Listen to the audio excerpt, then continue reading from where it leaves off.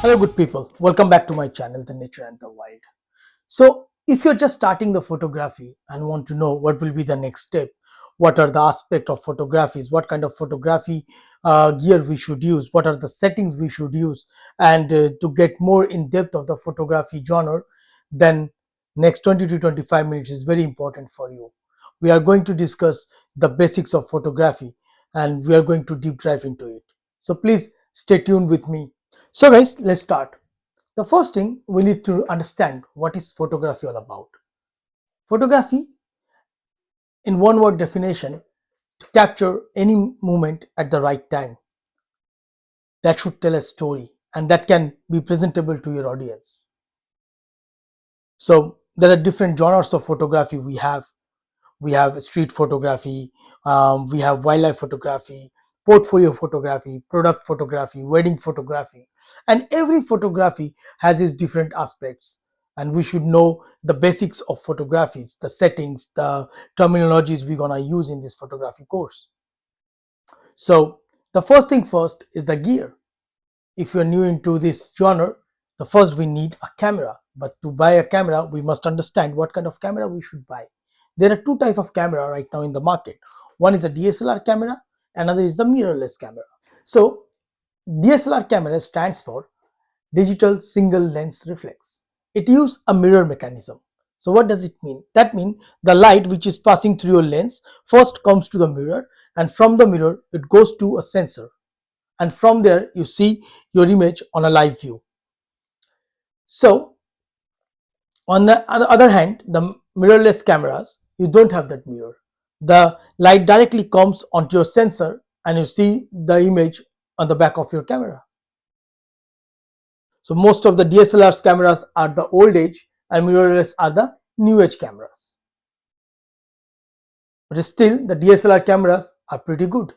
Like we have different kind of cameras, like Nikon produced couple of DSLR cameras. Canon has a lot of nice DSLR camera like Canon 90D, 5D Mark IV. Those are quite a good competitive cameras in the market.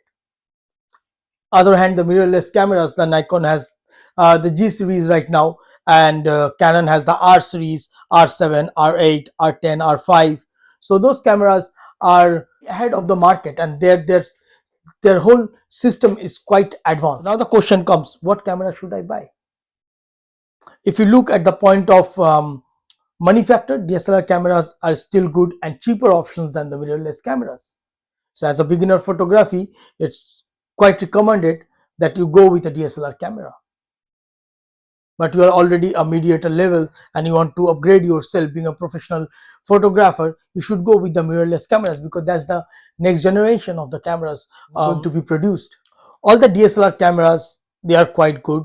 They have optical viewfinder. They are quite cheaper in the market. You can easily buy the second hands with the cheap conditions.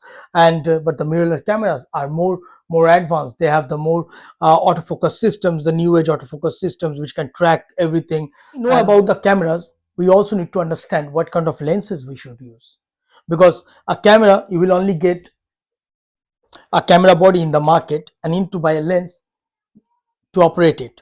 There are two kind of lens in the market. One, we have a zoom lens and another is a prime lens. So what is the main difference between that? A prime lens has a fixed focal length.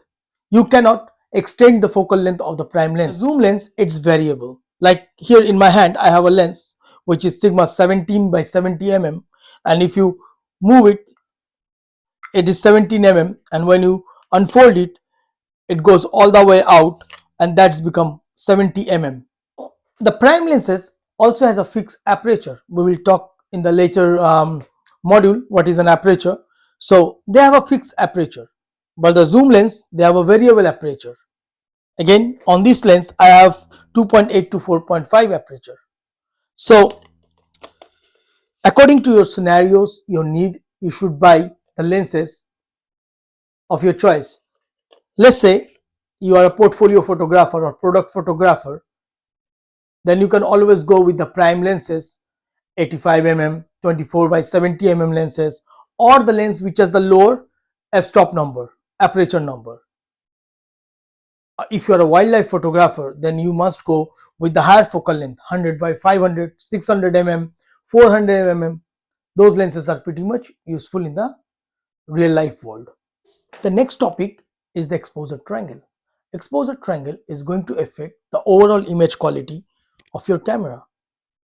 It basically has three pillars: the shutter speed, the aperture, and the ISO. Let's talk about shutter speed. Shutter speed is the amount of time your camera is open and the amount of light is coming inside your camera. So if your shutter speed is open for longer time, that means there is more light coming in your camera and make the picture more brighter. And if your shutter is open for less time, so less light is coming inside and make your picture darker. But that's not only the case, it's also affect the quality of picture. If your shutter speed is slow, you will get a shaky or blurry image. And if your shutter speed is high, then you will get very nice and crisp image where the subject is completely freeze. So if you have to shoot a light trail or a Milky Way, a waterfall, then you should use the slow shutter speed functionality. Many photographers use that and get a very nice picture.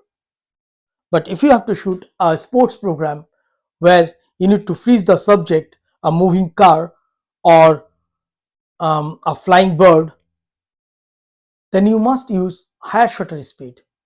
Shutter speed is denoted with a number 1 by 3, 1 by 2, 1 by 10, 20, and it goes on till 4000, 8000, and some cameras support more.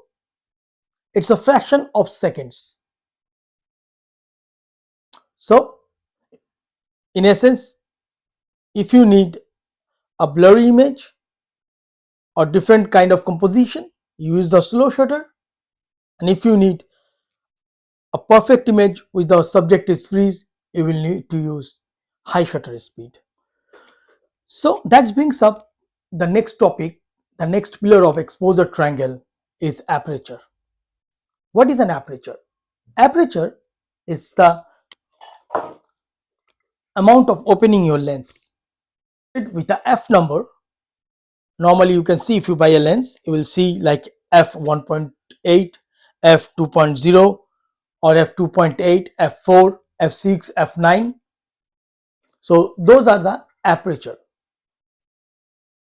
Lower the value like f1.8, 2.0, the more light will come through your lens and it's give you a nicer picture.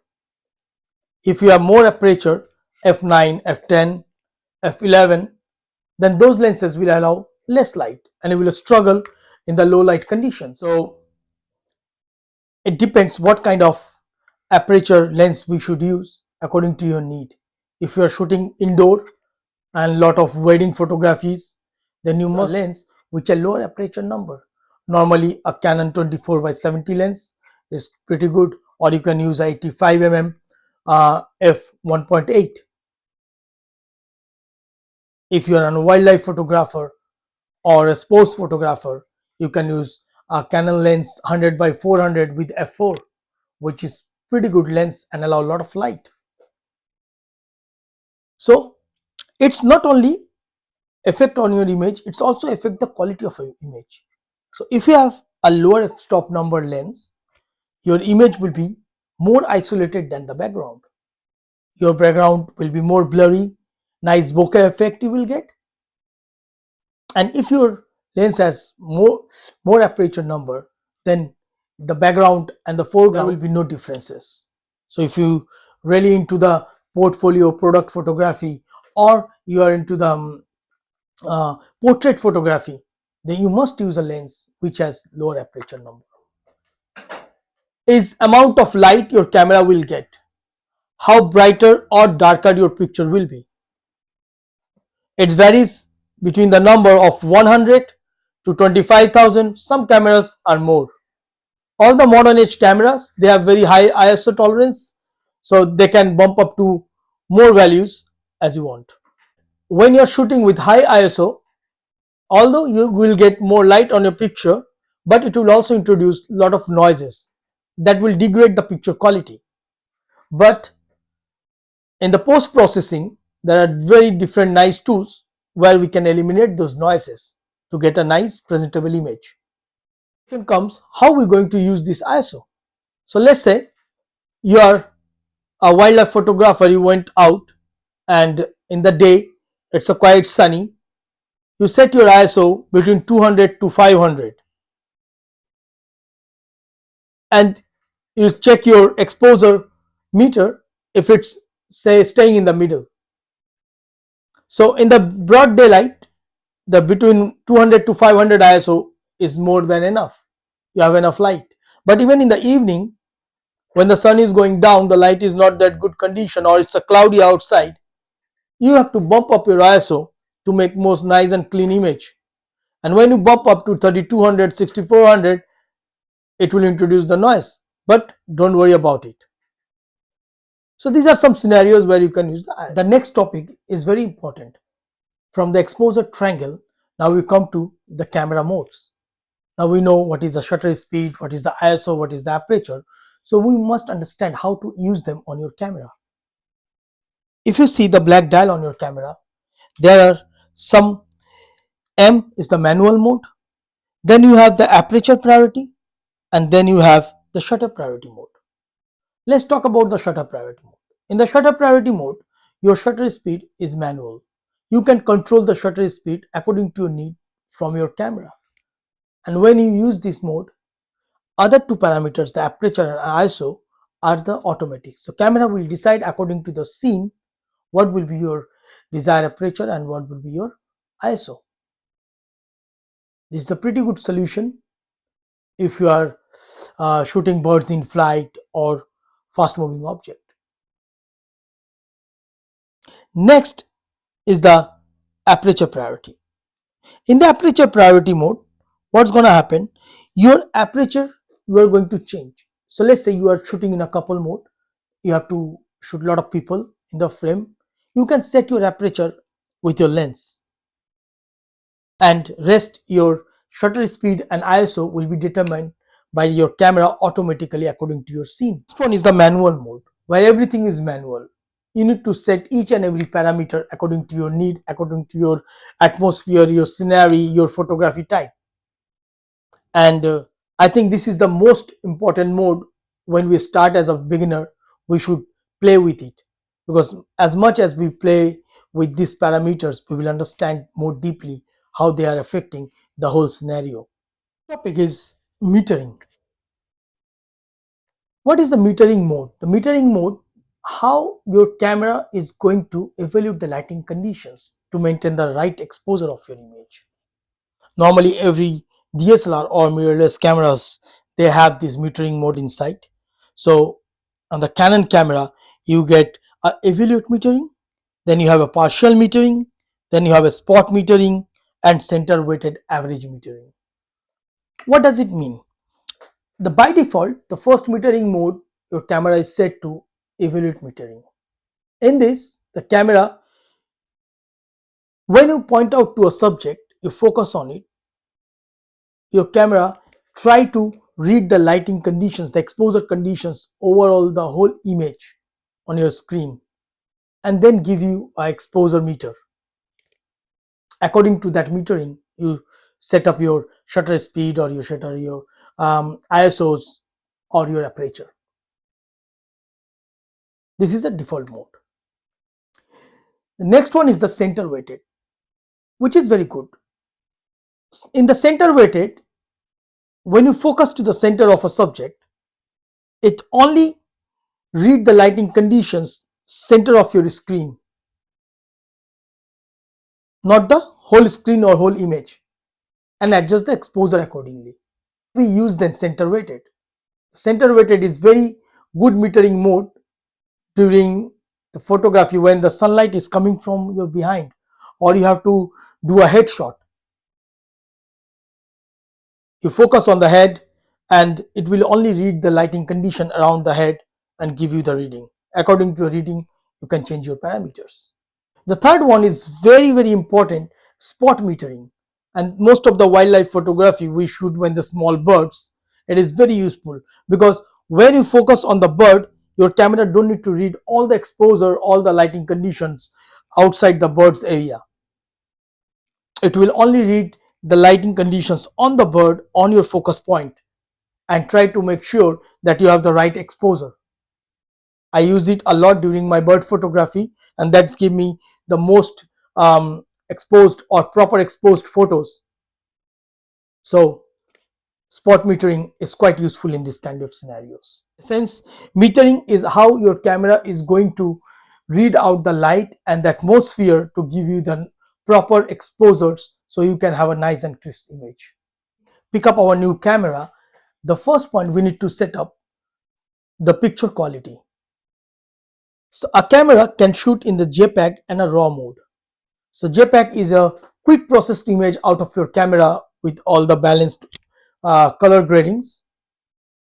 You don't need to do a lot of post processing on the images, and RAW is the most raw images you get from your camera, which is unbalanced, but it gives you lot of room to play with the brights to the darkest part and with the contrast to adjust the exposure of the image during the post process. Always try to shoot as a beginner in the RAW. It will give you more room to do more stuff with your images. And that drives us to set up the next setting on your camera is the autofocus setting. You must set up your camera to focus automatically. Nowadays every lens and every camera is compatible to each other and they can autofocus very fast. So you must make sure that your autofocus operation on your camera is set to automatic. If it is on manual, you cannot be able to automatic focus by pressing the shutter button. The next option, you must choose the autofocus area. Here there are a couple of autofocus area on every camera, whether it's a DSLR or any brand you can pick up. The first one is the spot autofocus. So what does it mean? Spot autofocus is the spot on your subject. You pick up your camera, you select the subject, focus on it, your camera is stick to the focus to the subject. That is the spot autofocus.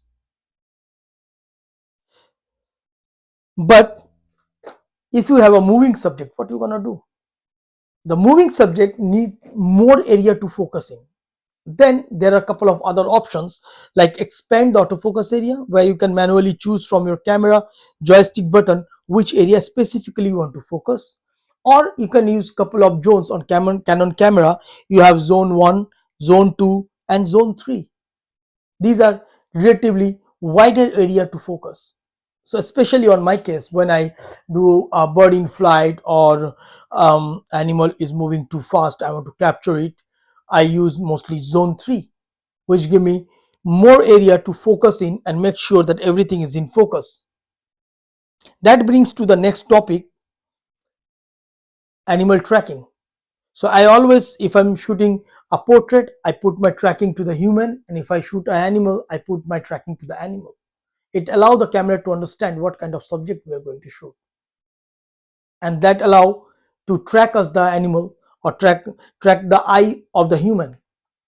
So on the camera you must set up your autofocus tracking and the eye detection on. Throughout this whole time, if you're still staying with me on this video, we have learned about the cameras, we learned about the lenses, what kind of lens, what kind of camera we should use for different photography genres. Then we learned about the camera modes, we learned about the metering, the lighting settings, exposure triangle, and now we just learned about the autofocus. Customize your one button from the very beginning, put it in your practice. Move the autofocus setting from the shutter button to your back button. When you do that, you have more control and more controlled focus of your subject, and you can click more nicer pictures. There is another video on my channel, you can check back button autofocus setup and why we need that. One more important topic we must discuss here is the composition of the image. We will take different pictures, but we also have to think about the atmosphere, how the picture background is looking, where the light is coming behind, or light is coming from the front, or is it coming on my subject directly, because this kind of compositions make a huge impact on your image quality. So always try to shoot when you see the subject is properly exposed and you see it from your own eyes. how does it look. Try to have a more nice and colorful background, or use lower aperture lenses to make it more blurred so that your subject can stand out from the background. So image composition is very important, and that's the presentation you are going to show to your audience. Look at this picture. When I take it, I try to make this picture more isolated. I try to make the corners more darker so that my subject can stand out. I try to make sure that each and every detail can be properly visible from this picture. So I use a proper exposure when I was capturing. So these all things put in your understanding, and then you have a very proper and composed image. At the very end, what we can use to edit those pictures, you take a picture, you went out very nice, while properly exposed, looking very good on your camera. Now the post processing, you can use Lightroom, you can use Photoshop. There are plenty of softwares, but as a professional photographer, we always try to Lightroom. I use a lot, and it's pretty good software. You can get the subscriptions, monthly subscription. You can pretty much play with your all images. It supports the raw image. You import your image to your laptop or your computer, and then when you import it into the Lightroom, you can see the image. You can play with its brightness, its contrast, color, hue, saturations. You can play with its sharpness. You can correct the lens aberrations. So there are a lot of things to do inside the Lightroom and make a very proper and export the image from the Lightroom as a JPEG for your all platforms. So guys, thanks a lot. Thank you for staying with me so long. I hope you enjoyed today's episode, and please put your question, your comments in the comment box. I will try to give them answer, and we'll come back next time with more interesting topics. And if you have any kind of questions about your camera, gear, settings, setups, please drop you in the comment box and I will get back to you. Thanks a lot.